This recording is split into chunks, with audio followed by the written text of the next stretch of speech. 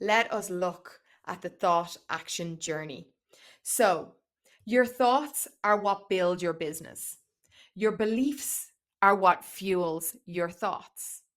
And all of these dictate your feelings. And these feelings affect your actions or your lack of actions, and therefore your lack of results. So, or your good results. It really is such a knock-on effect. So your beliefs, thoughts, and feelings are all internal, and your actions and results are external. So this is how your internal belief system and thoughts affect the future of your business. I love the idea of that, we question everything except what we never thought to question. And this is huge, especially if you grow up, like I grew up in a very poor family. We never had much money. My mother saved from January to Christmas to make sure that we had a good Christmas. Money was always tight. Now, she would never say that we were poor, but we were poor. We were. And because of that, I was always limited because of the talk was always of scarcity. We didn't have enough. We didn't have enough. We had to make do with what we had. We had to make what we had last. And it was a healthy way of living if you didn't know how to make more money, and you didn't know how to expand on what you did have. And because of that, though, I believe that it was more important to mind the pennies. Isn't that what they say? Mind the pennies and the pounds will look after themselves. I felt that it was more important to mind my pennies than it was to make more pennies. And so we need to shift our mindsets, because again, they encourage our thoughts. So with that mindset of, okay, well, we have to hold on to everything we have. We can't really share. We can't really spend much money because we don't know where our next paycheck is coming from, or, we don't know where the money is going to come from or when it's going to come. And because of that, our thoughts are limited. We limit what we can do because, we can't invest in something because we don't have the money. Oh, it's only rich people who invest in stocks, as opposed to thinking, that was something that was so out of this world. We'd never even consider looking at a stock market, or we never consider buying an investment, car, or an investment property, or anything, investment watch. We never thought of doing any of these things because that our thought was, no, hold on to that money because we never know when we're going to need it. And that limited mindset affected our feelings of, right, well, what we have, we need to hold on to. So let's not be wild. Let's not get excited. Let's not run away with ourselves. Our actions meant we held on to everything so tightly. And therefore, the results yielded a pain in our arms from holding on to everything so tightly and no real results. Whereas if you actually think outside of the box, you think, what could I possibly gain if I took a risk? What could I possibly achieve if I learned something new? When you educate yourself, you can actually go so much further. So it's taking the boxes that we were raised in and acting like there is no box, which is so hard to do. You literally need to strip away every single belief you have been raised with. I'm going to hammer this home because it's very hard to understand what I mean. I want you to close your eyes. Close your eyes right now and imagine yourself standing in your kitchen. And your kitchen is squeaky clean, which always takes so much effort, but it's completely clean. And there in front of you, you see a chopping board, a wooden chopping board. And on it is a lemon, the freshest lemon you've ever seen, and it's dripping in condensation. And beside that lemon is a good, strong knife, a nice sharp knife. Go over and take that knife. Cut through the lemon. What do you smell? Has anything spritzed up? Did you get hit in the eye with a bit of lemon juice? What do you smell? Do you smell that citric smell? Is it muted by the smell of the rind of the lemon? Put that knife down and breathe in. What do you see? Is the chopping board now covered in lemon juice?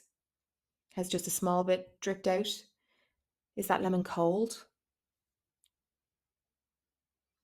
What does it look like? I want you to pick up that lemon and I want you to bite into it. What do you taste? The cascading citrus juice, is it overwhelming your palate? Is it just perfect? Is the mixture of the cool juice and a live acidic sensation too overwhelming, or is it just perfect? How does it feel on your tongue?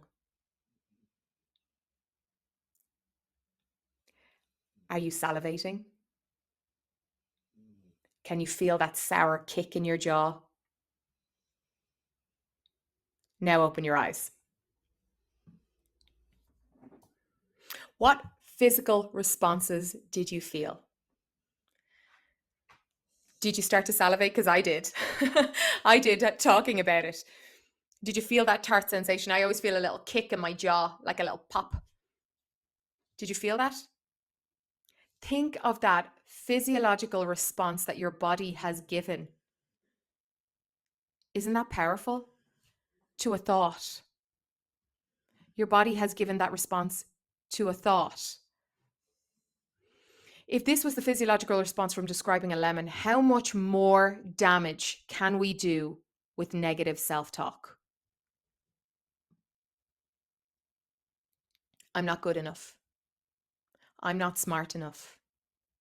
I'm not pretty enough. I'm not young enough. I can't. It's impossible. I'm not able. I don't understand. I'm stuck. What if we turned these thoughts on their head? Let's have a look. I'm not good enough. How do I get better? I'm not smart enough. Where can I learn? I'm not pretty enough. I make the most of my unique beauty, and that trumps pretty any day. I'm not young enough. I have life experience. I can't. How can I? It's impossible. How do I make this possible? I'm not able. How do we make this happen? I don't understand. Explain this to me so I understand. I'm stuck. How do I move? When we create why instead of just I can't, when we actually turn our negative, you know, standpoint on its head and we figure out ways that we can, this creates a beautiful, limitless environment. And this is necessary as an entrepreneur because you are going to rely on your problem solving techniques. You are going to rely on your intuition.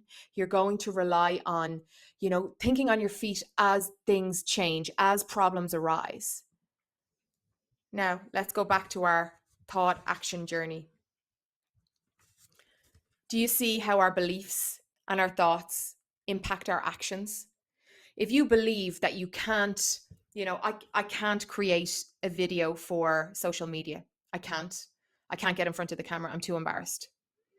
When that is your belief, it fuels your thought. And that thought is negative. It's no way, definitely not, can't do it, not pretty enough, not skinny enough, not whatever enough. And the feelings are of dread. And when you're told that you need to, so on this course, you're told that you're going to need to get on camera. You're going to need to show your face. These feelings impact your actions. So if they're negative, your actions are going to be, I can't do it. I'm going to make a mess of it. It's all negative. If it's, okay, how can I? I'll do my hair and makeup. So if I have this, I have a good side. So if I feel better about myself, see, the thing is, nobody else cares about your good side. No one else cares about the fact that you feel ugly because you most likely aren't. I have never met an ugly person in my life. This is the thing. We have these such self-deprecating thoughts, especially as women, and they limit how we act. So if you feel that way, getting in front of a camera is going to be a million times harder than it would be if you didn't feel those negative feelings. What if your belief was, oh gosh, have never gotten on camera. What am I going to do? Okay, thoughts. Right. How do I make this as easy as possible so I don't fluff up and I don't make an idiot of myself? Okay, what I'll do is I'll write down 3 points. All I need to do is have those 3 points on a piece of paper in front of me, and nobody's going to care if I glance at it. Nobody's going to care if I have to pause and, record and, create a reel or whatever for a social media post. So I'll just record one, I'll pause it, then I'll record another one. No one's going to care that it's edited. So that's how I'll do it. So then it's easy just to remember, a 30-second line as opposed to remembering a minute or, 90 seconds of content. So I'll just record 10, 20 seconds of it. That's fine. That's a sentence. I can do that. Right. Okay. Feelings. Right. But I don't look great. What I'm going to do, I'll put a filter on because who cares? I'll feel better about myself if there's a filter on. And, what does it really matter? Okay. So let's do it. Let's do it. I have my 3 points in front of me. Let's go. There's your action. And your results will be far more positive because you've come from a place of embracing a challenge as opposed to a place of definitely can't do this. Can't get in front of camera, can't show my face. I'll make a complete fool of myself. This will not be good. Everyone's going to laugh at me. My friends and family are going to laugh at me. Being honest, that is a huge battle I come up against, especially one-to-one coaching. People are always worried that their friends and family are going to laugh at them and make fun of them. And I used to worry about that too. And then I realized as my business got bigger and bigger and bigger and I became more and more successful, my friends and family, as much as I adored them, none of them ever came to me for treatments. None of them ever paid for my services in any way. So why should I care? Why should I give a crap what they think about me or my business? And I stopped caring because they weren't paying my bills. My life and my income did not depend on them. So, it was time to take a step back and go, okay, that's fine. You can laugh at me. And chances are they probably weren't. And that's the same for you too. Chances are the people you were so worried about judging you, they probably don't care, or they're probably really supportive. They're probably quite impressed that you've stepped outside of the box. Because trust me, the people who judged me initially, they didn't judge me when the money was rolling in. If you listen to the advice of poor people, you're going to stay poor. When you build a mindset that facilitates your business success, it needs to come from a place of self-belief, from a place where you are happy with the person you are, you accept the person you are, and you can be your true self. I stopped trying to please other people a long, long time ago. And it was the best thing I ever did because it meant then I only attracted people I wanted to be around. So stop thinking that you're not likable or that you're boring or that, all of these self-limiting thoughts, and think about the good things. Your self-belief and your love of self will follow. Meditate. They say meditate for 10 minutes every day, unless you're busy, and then meditate for an hour. I love that because it's grounding. It's a way of keeping your mind focused and making sure that you are striving for that end goal. Daily affirmations. Tell yourself how brilliant you are. It's really hard, so don't worry. I have drawn up a template for you. And this is for your business, but it will also work for you personally. I'm going to say this, and you probably don't want to hear it, but nobody likes being around that miserable, self-deprecating person who has nothing pleasant to say about themselves or other people. People tend to step back from them. I step back from people like that. And when I talk like that about myself or about anyone else, something is seriously wrong in my life. I've often had to pull myself back and go, no, what's wrong? That person didn't deserve that horrible synopsis you gave. Or, you are actually not as bad as you think. And when you write down all the parts that you're proud of, but as you write them down, as you speak them, another thing is speaking them, as you speak out the positive things about yourself, your positive attributes, even things that you don't think are positive, write them down. I guarantee you're going to use them and you're going to rely on those attributes that you have to further you and your business. Mindfulness is one of the most powerful acts we can practice, and it grounds us. So being conscious of how you talk about yourself, being conscious of the food you eat, what you do, how you speak to other people, documenting daily what we're thankful for. Studies have actually shown that this makes people happier. If you sit down every day and just name a thing you're thankful for, be it a healthy family, a roof over your head, happy children, that's all you have to do. And we have actually added PDFs in the notes here that you can download, and it will be, I would actually love you to download, print them out, and write in them every day. And I think if you did this every day for a week, you will notice how this self-care improves your mindset for success. So you're working on your internal thoughts, your internal world, and this then will influence your external world. So how your internal world affects your external world. So, designing your business. You want to build yourself up. You want to tell the world, you want to shout it from the rooftops that you are amazing and people need to buy from you. But if you come from a place where you don't actually believe that, why would anyone else believe it? Why would a stranger on the street believe that you are the be all and end all? You are the best person to go to. If you are trying to sell something to somebody, and you don't believe what you're trying to sell, if it's a product or a service and you don't actually believe in it, or you don't believe even that it's worth what you're charging, you're never going to sell it. When you're speaking to clients, if they come to you and they don't know what they want, and you know how to educate them on exactly what they need, speak with the conviction you have because you believe in your products and your service. When you're dealing with an unhappy client, this really comes into play, because if you have somebody who didn't like a treatment you did or didn't like a product you sold them, and you don't believe in what you're selling, you're going to find it very, very difficult to convince them that what they bought was right for them. Filing taxes. I know this sounds so silly, but I actually, as I wrote this list, I was thinking even filing taxes. The amount of times I've gone, oh yeah, there's no point of me running that receipt through the business because um I mean it's just a receipt for parking.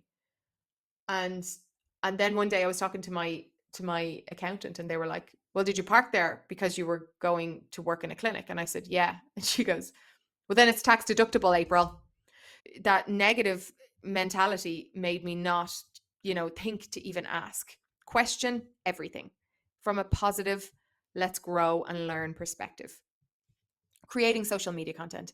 How on earth are you going to convince somebody to buy from you if you don't believe in what you sell? So, creating social media content is a massive part of this, because you have to answer questions that people have.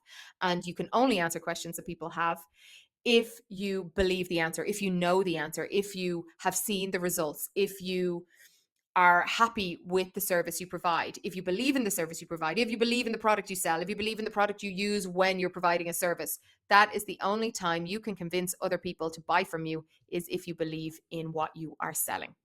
So creating social media content is no different.